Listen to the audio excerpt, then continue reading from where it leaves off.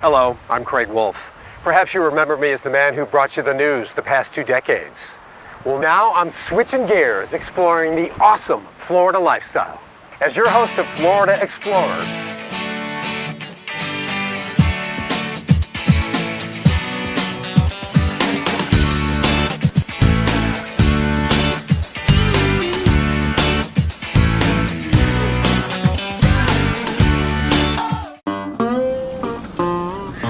when I'm in my office in the swamp, it's a total escape. It's exciting. I'd like to tell people it's full contact photography. I'm in the scene. Typically my images involve water, and I like the perspective of being in the water to make my images.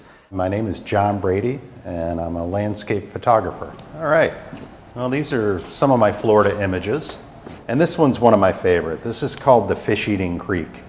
And Fish Eating Creek has a lot of things that I really like. One, it has water. Two, it has beautiful old cypress trees growing along the edges of the water and in some cases in the water. And then it also has some of these beautiful live oaks. The scale of this picture is so amazing, and also the detail. From where I'm standing right now, I feel like I could be sitting on the other side of the bank of this river here. Yeah. And it's almost like I'm there. Well, one of the things that I try to do with my images is to help the viewer do just that, to feel like they are there.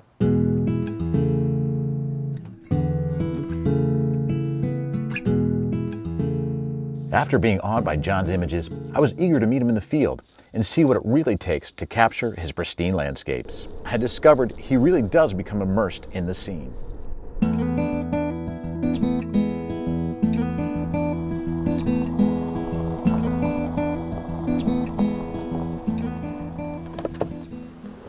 Hey. John, how are you, man? Good It's morning. Good to see you. How you doing this morning? I'm doing good. You picked a really good day. Oh, I man. like what I see. We're gonna have a good one. Sun's coming up. Beautiful day.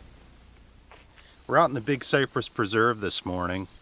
The Big Cypress is the western part of the Everglades. It encompasses a big chunk of Collier County.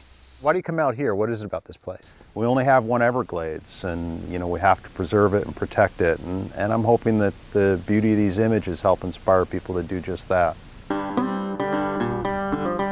Watch your step out here.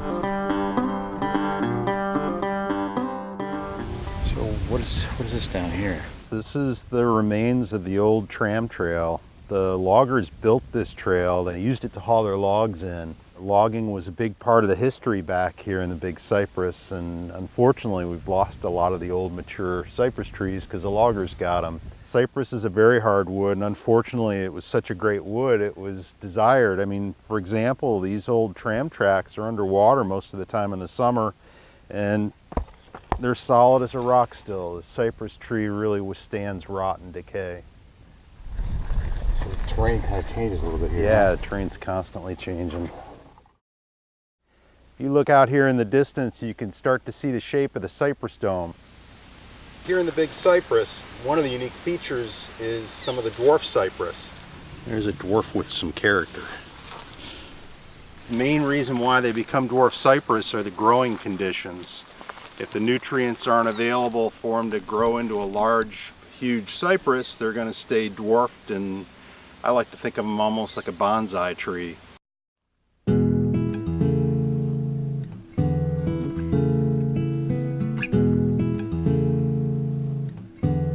You can see as we start to approach the dome, the habitat's changed. Now we're into a little bit more of a dense forest area. Trees are still a little bit lower though, but up ahead we're going to get into the taller cypress. We're going to leave the poor nutrient area and get into a more rich nutrient area and a wetter area. Each step you take, you'll see changes. You'll see changes in the plants, you'll see changes in the trees, and it's an exciting place. Well, now we're getting into the dome, and you can tell we're in the dome by the water we're standing in. You can see one of the things that we're starting to get into now are all the bromeliads in the trees, the air plants, and again another change in the environment as we move forward. That's one of the deepest spots in the dome, straight out there. I know if I was a big gator, that's probably where I'd be right now. But we're not going to walk out there. What is it that you're looking for when you're in here? I look for somewhat open areas, maybe some interesting trees, place where the light looks like it's just perfect. Wait till I'm inspired.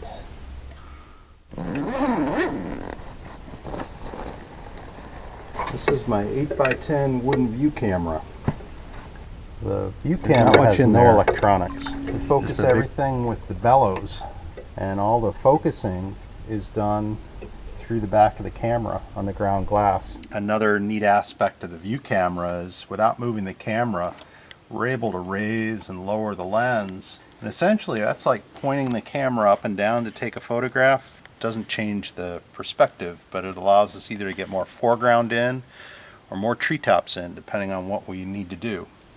All right, I'm gonna put my dark cloth on so I can see what's happening with this image. When I go under this dark cloth, the rest of the world goes away. It's a nice safe place. You know, people ask me why I work with a wooden view camera, because it's, you know, it's old-fashioned, it's slower, it's an old technology, but using a camera like this, it forces me to really slow down. For me, it connects me with the landscape, it connects me with the place that I'm at.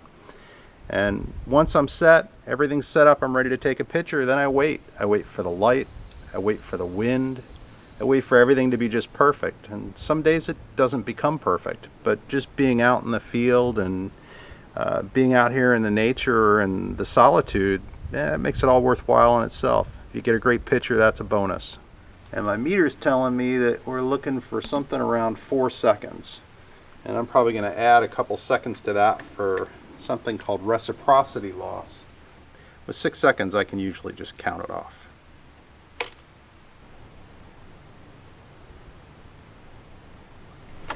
And that'll do it. We've just made an image. And now we can pull it back out into the light. Today, John and I both enjoyed Florida's serenity, and John got a bonus. Another stunning landscape. Long live the Big Cypress.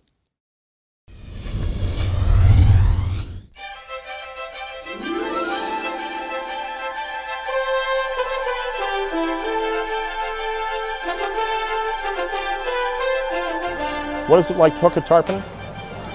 Imagine you're in some elevated place and you cast your fishing line into a busy freeway and you hook a Kawasaki that's speeding by, and the Kawasaki jumps and tail walks and reflects incredible tropical colors from its scales, and there is an intimacy in that link between you, the fishing line, and this ancient creature that is indeed intimate. You feel every vibration through the line. You feel the tarpon turn, every turn of its head. As the tarpon's about to jump, you can see the line rising, rising, rising, and just this rocket ship appears. It's a thrill.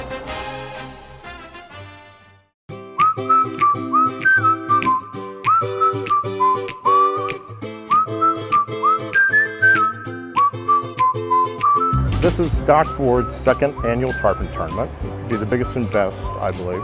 We're booked up in terms of the number of boats we allow. And they'll come from all over the place. It's for a wonderful cause. Every cent that this tournament makes will go to support Dane Darling Sanctuary on Sanibel or to the winning boats. It's something that it's fun for us to do at Doc Ford's. We don't make any money unless people buy a lot of drinks and buy gum. We hope they do. But no, it's a wonderful cause. It's all catch and release. You're not allowed to bring the fish on board at all. That's the honor system. I mean, this really goes back to the traditions of sports fishing. It's the honor system. People in the boats will take photographs of the tarpon they've caught and release them. Years ago, the tarpon fishing, they would actually bring the fish back for the weigh-in, you know, and then they'd just throw them away, and tarpon were being just slaughtered by the thousands. We're devoted to the safe release, safe handling of tarpon. We will supply DNA sampling kits to all the anglers. You take a little sponge and rub it on their lip and their mouth. We send it back to the Florida Fish and Wildlife Commission. Biologists can then track these tarpon. So it's really a mix of sport fishing and science.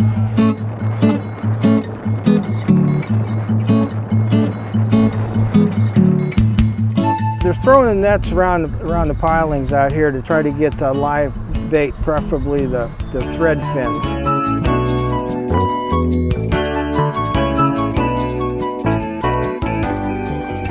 Sunday night, mostly clear until midnight. I got no weather on here now. They just said outside here we got 9-foot waves. The weather right now is less than ideal. It's very windy. It's harder to see the fish. They may be here, but you're not going to see them when the water's so rough like this.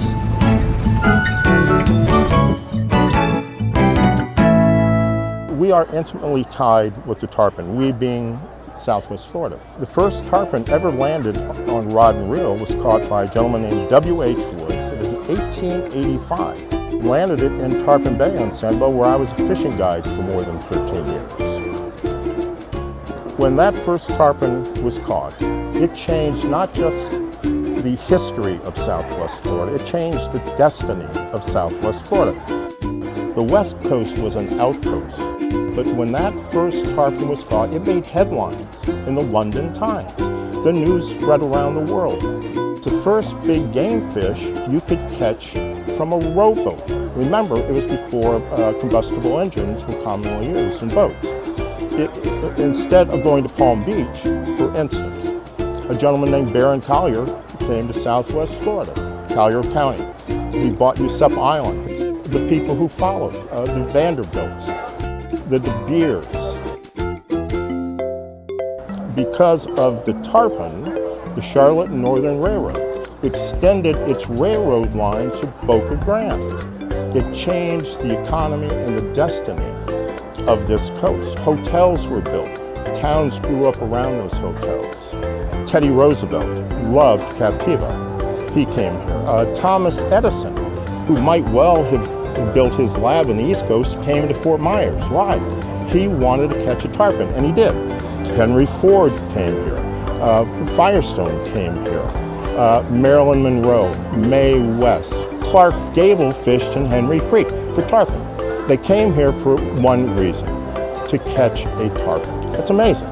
It is economically an extraordinarily valuable resource in this area, and aesthetically, it contributes a great deal to who and what we are in Southwest Florida. If this tournament has a mission, it is one, promote the safe handling and the preservation of tarpon, educate people to the subtleties and the extraordinary fun of tarpon. The tarpon is an incredibly archaic, ancient species, a successful species, and in my opinion, one of the most beautiful animals on Earth.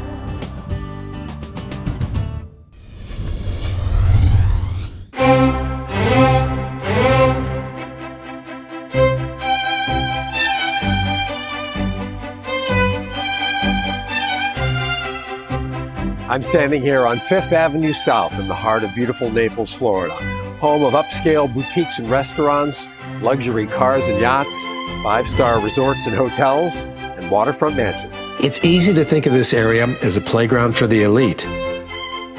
But just a few miles away, it's an entirely different story. Like here in Immokalee, where nearly 40% of the people live below the poverty line. Few places have such a short distance and great divide between the wealthy and the underprivileged as Collier County. Once a year, the Naples Winter Wine Festival reaches across this divide with one charitable mega auction. It is recognized as the largest charity wine festival in the world since 2004. Done right here in Naples, Florida. We raise the money for Collier County kids. We've had the effect on maybe 150,000 lives to date, they tell me. We've given away $107 million in the last 12 years. Isn't that amazing? Isn't that and it really has real effects. Local Collier County programs dedicated to improving the physical, emotional, and educational lives of underprivileged and at-risk children are the recipients of the auction's proceeds, which are distributed through the festival's foundation. The Naples Children and Education Foundation represents at-risk kids here in Collier County. Everything from healthcare to education, family services to recreation. Today's the day that patrons, the people behind the Naples Winter Wine Festival, get to meet the children like Sean. We were thrilled to get involved, and one of the things that got us involved is is this day right here, is Meet the Kids Day, where you go around and you meet these children, find out the needs. It breaks your heart to hear some of the stories that you'll hear. This is my life. I will make it, and I will succeed. I thank you all for coming. Not hearing with your ears, but listening with your hearts. Thank you once again. God bless. Ranked among the top arts and entertainment events for wealthy Americans by Wine Spectator, this 3-day gala brings together the world's finest vintners and chefs with wine collectors and philanthropists for this unrivaled charitable auction. There is all kinds of special things that you can't buy anywhere else in the world that be here under the tent. This is unlike anything I've handled before. This is a beautifully staged, beautifully crafted event. It's a work of art. A work of art, the backdrop of which is fine wine and fabulous food. So we have a hazelnut brown butter cake here.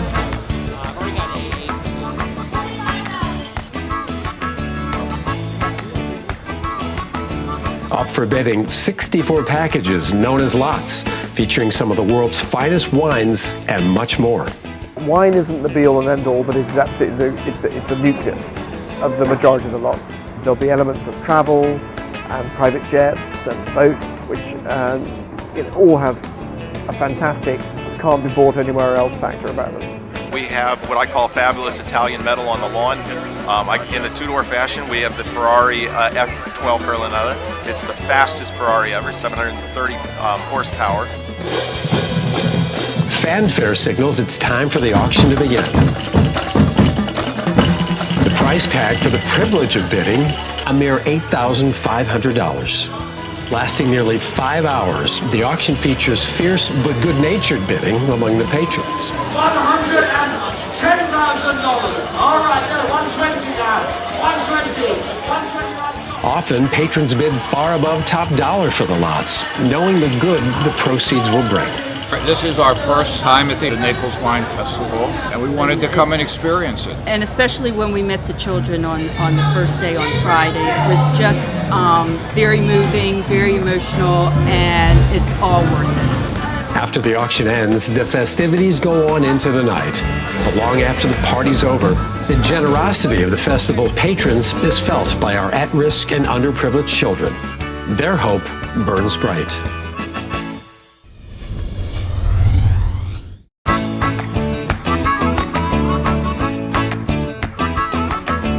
We are off the beaten path. A friend of mine recently said a word to me which I was not familiar with, and it was destination dining. And I'm like, wow, destination dining? What do you mean by that? And he said, your fish house is a place where people come to see it, come to eat. It's destination dining. Okay guys, this is our famous smoked mullet. I like to take it and put it on a cracker and eat it that way, perhaps with a little cocktail sauce or hot sauce. It's up to you. Bon appetit.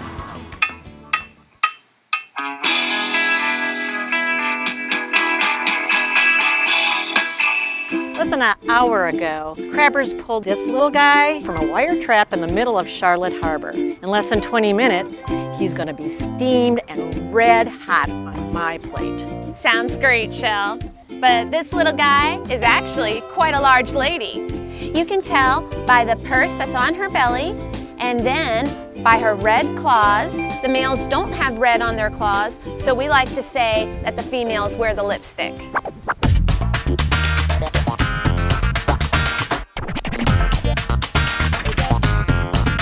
Nothing tastes better than fish that was just filleted right then and served right then. And when people come here, they know that they're gonna eat something that was recently swimming that day. Well, this is where the crabbers go ahead and unload their boat. They just back up the trailer, and then we unload the crabs and weigh them right here, and they go right into the crab room. 74. We're gonna buy what's here from our local fishermen, and we take a lot of pride in that. Let's see. Oh, those are gorgeous, gorgeous. Good deal. We have 17 crabbers and fishermen that we keep in business. They're swinging not. So did you guys slay him today? Oh man, we're making so much money. Kelly, we're going in partners with right in front of the restaurant, we have a fresh fish case. We have various stuff coming out of the Gulf waters, Atlantic waters, local rivers, and harbor and whatnot.